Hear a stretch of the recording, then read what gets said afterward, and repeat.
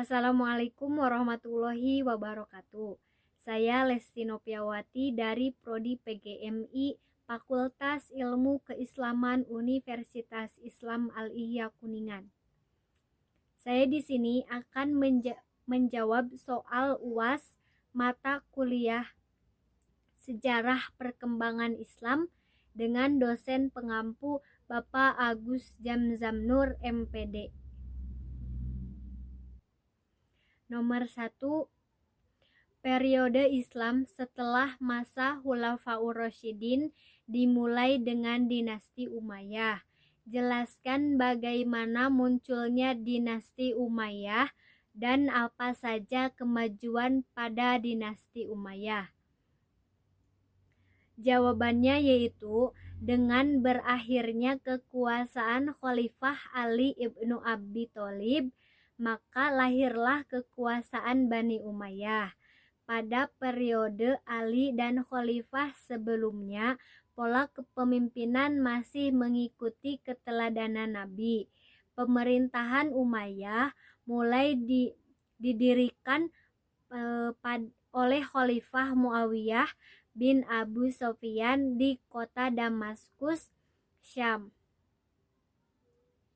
Pada masa pemerintahan Umar bin Khattab dan Utsman bin Affan, pemerintahan Bani Umayyah berlangsung lebih dari 3 abad yang dibagi ke dalam 2 periode, yakni periode pertama antara 661 sampai 750 dengan pusat pemerintahan di Damaskus. Kemudian periode kedua antara 756 sampai 1031 di Cordova, Spanyol. Tidak hanya masuk pemerintahan yang lama, Daulah Umayyah memiliki sejarah yang sangat panjang. Kemajuan yang dicapai pada masa Bani Umayyah antara lain yaitu terciptanya suasana yang dalam negara yang aman dan kondusif, serta berhentinya peperangan, sehingga seluruh umat Islam dapat bersatu kembali. Perkembangan ilmu pengetahuan yang pesat dan melahirkan ilmuwan-ilmuwan Islam besar. Keberhasilan dalam bidang administrasi di pemerintahan dengan membentuk departemen atau dewan yang membantu tugas pemerintah. Nomor 2. Dinasti Abbasiyah merupakan dinasti terbesar. Jelaskan poin-poin di bawah ini. Yang pertama, bagaimana sejarah awal mula munculnya dinasti Abbasiyah. Dinasti Abbasiyah merupakan dinasti yang berasal dari keturunan Abbas, yakni berasal dari paman Nabi Muhammad SAW. Dinasti Abbasiyah pertama kali pemerintahan pada tahun 750 Masehi. Dinasti Abbasiyah mengambil nama dari paman Nabi, yaitu Al-Abbas bin Abdul Muthalib bin Hashim. Pada masa pemerintahan Bani Umayyah, pada masa Khalifah Hisham ibnu Abdi al-Malik, muncul kekuatan baru yang menjadi tantangan berat bagi pemerintahan Bani Umayyah. Kekuatan ini berasal dari kalangan Bani Hashim yang dipelopori keturunan Al-Abbas ibnu Abi al-Muthalib. Gerakan ini mendapat dukungan penuh dari golongan Syiah dan kaum Mawali yang merasa dikelas duakan oleh pemerintahan Bani Umayyah. Yang kedua, bagaimana perkembangan ilmu pengetahuan pada masa dinasti Abbasiyah. Perkembangan ilmu pengetahuan pada masa Bani Abbasiyah, Khalifah Al-Ma'mun melakukan penerjemahan buku-buku asing dan mendirikan Baitul Hikmah yang menjadi pusat pengembangan ilmu pengetahuan. Pada masa pemerintahan Bani Abbasiyah, pemerintah membangun berbagai infrastruktur dan lembaga, termasuk lembaga pendidikan. Di antaranya yaitu filsafat. Istilah filsafat diartikan sebagai pengetahuan dan penyidikan dengan akal budi mengenai segala hakikat yang ada, sebab asal dan hukumnya. Filsafat itu bermacam-macam, seperti filsafat ketuhanan, filsafat alam, filsafat Islam.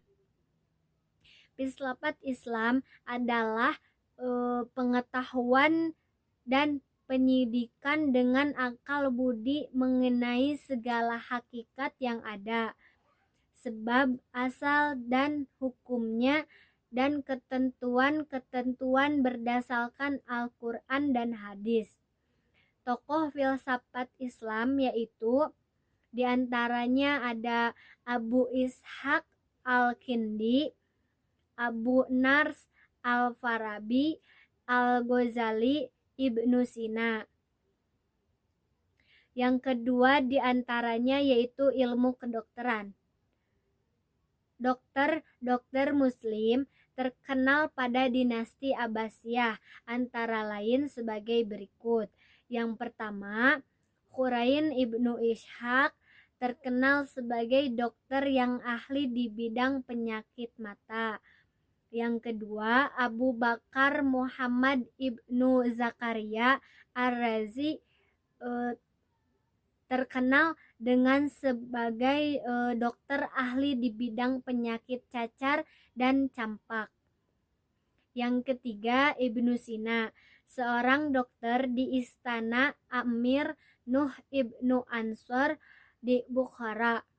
Karya tulis yang terkenal berjudul Al-Konfiatin merupakan ensiklopedi kedokteran. Yang kedua, yang ketiga, farmasi dan kimia. Farmasi adalah pengetahuan tentang pembuatan obat-obatan, sedangkan ilmu kimia berarti ilmu yang membahas tentang penguraian zat-zat. Di antaranya ada Ibnu Bakhtiar Rasyidin. Yang kedua, Rashiduddin bin Suwari. Yang ketiga, Zubair bin Hayya. Yang keempat, ilmu astronomi. Ilmu astronomi adalah ilmu yang mempelajari perjalanan matahari, bulan, bumi, dan bintang-bintang. Pada para cendekiawan yang ahli di bidang astronomi telah mempelajari atau menggali dan mengembangkan berbagai hal tentang astronomi yang berasal dari Yunani, Hindu, dan Persia.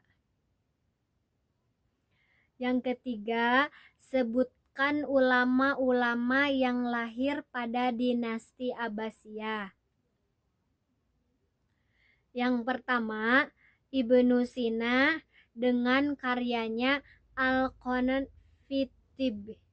Yang kedua, Al-Khwarizmi dengan karyanya Kitab Ikhtisar fi Hisab Al-Zabar wal Muqabala.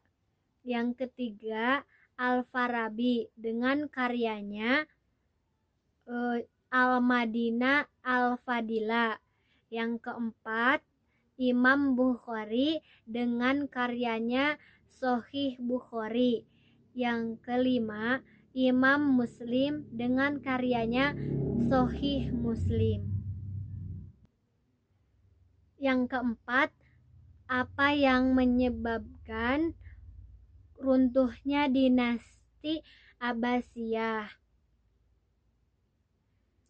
Yang pertama,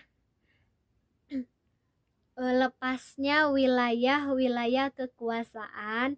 Yang kedua, konflik antara berbagai suku bangsa Turki, Persia, dan Arab.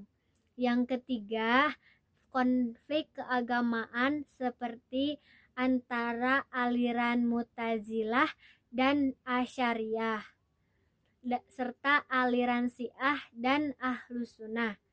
Yang keempat, serangan bangsa Mongol.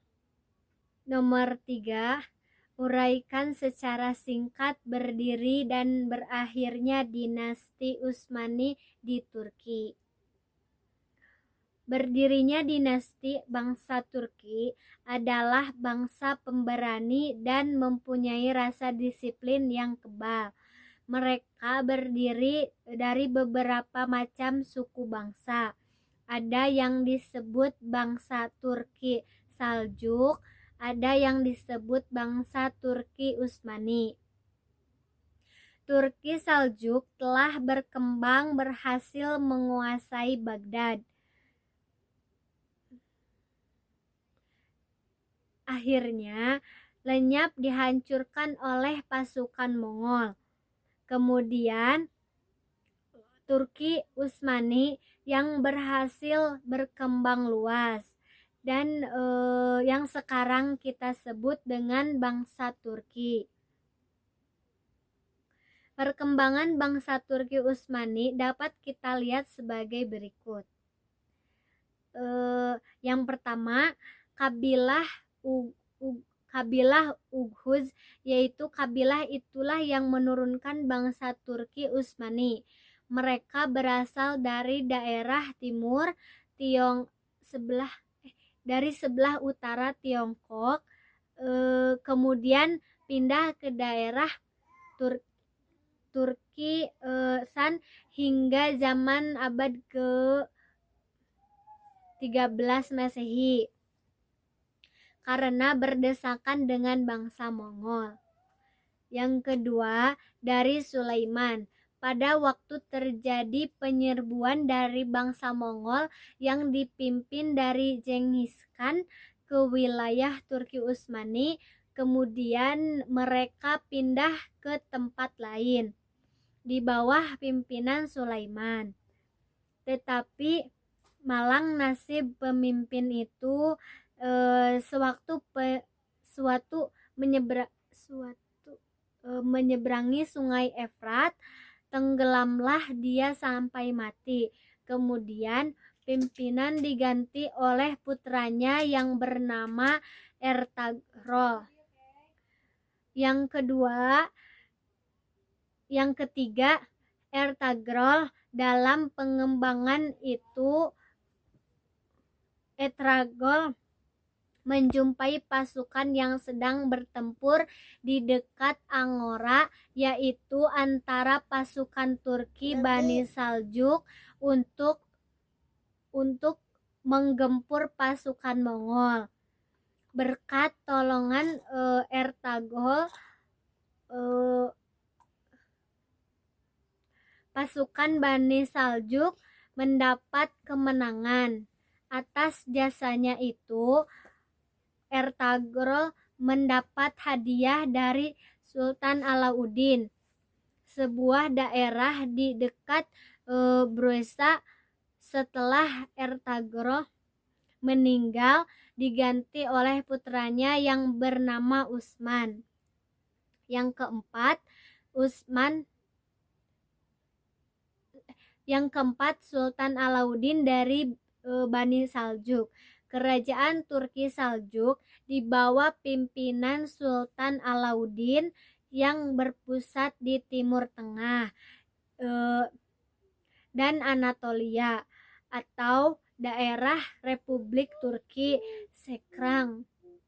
Mereka berhasil menguasai daerah Abbasiyah di bagian barat Dia sering juga mengadakan penyerbuan ke daerah Bizantium yang mendapat bantuan-bantuan dari Utsman, dan ternyata menang. Oleh sebab itu Utsman mendapat anugerah pangkat Amir dari Alauddin. Yang kelima, penyerbuan pasukan Mongol. Pada tahun 1300 Masehi, Bani Saljuk mendapat serbuan dari bangsa Mongol. Pada saat itulah Sultan Alauddin wafat. Kerajaan Turki semakin kacau, terpecah belah menjadi beberapa amirat. Sedangkan Amir Utsman sendiri pada daerahnya merdeka di daerah timur. Runtuhnya Khalifah Turki Utsmani. Setelah berakhirnya periode khalifah yang ditandai meninggalnya Khalifah keempat Ali bin Abi Thalib, kepemimpinan Islam selanjutnya adalah Khalifah dinasti atau pewaris kekuasaan, kurang lebih dari 1306 tahun. Umat Islam menjalani kekhalifahan setelah Khulafaur Rasyidin. Dimulai dari kekhalifahan Umayyah, kekhalifahan Abbasiyah, dan kekhalifahan Fatimiyah, hingga kekhalifahan Utsmani. Khalifah Utsmani atau dikenal dengan Ottoman dalam ejaan barat merupakan kekhalifahan Islam terbesar yang bukan dari bangsa Arab, seperti dikutip dari buku yang berjudul History of the Arabs karya Philip Khurihiti. Disebutkan kekhalifahan dinasti Utsmani di Konstantinopel ini berjaya antara 1517 sampai 1924 Masehi. Dalam sejarahnya, orang-orang Utsmani berasal dari keturunan kabilah Turkmenistan. Nomor 4, Islam masuk ke Indonesia berabad silam. Jelaskan bagaimana teori dan proses masuknya agama Islam ke Indonesia. Teori masuknya agama Islam ke Indonesia yang pertama yaitu teori Gujarat. Pada masa ini Islam masuk di Nusantara dipercaya dengan datangnya pedagang dari wilayah Gujarat, India melalui peran pedagang Muslim yang datang ke Nusantara lewat jalur perdagangan Selat Malaka. Yang kedua, Islam dari Arab atau sering disebut teori Mekah. Dalam teori tersebut mengemukakan pada abad ke-7 di pantai barat Sumatera sudah ada perkampungan Islam. Hal itu didukung dengan adanya jalur perdagangan yang bersifat internasional. Bahkan berita dari Cina pada zaman dinasti Tang pada 674 Masehi.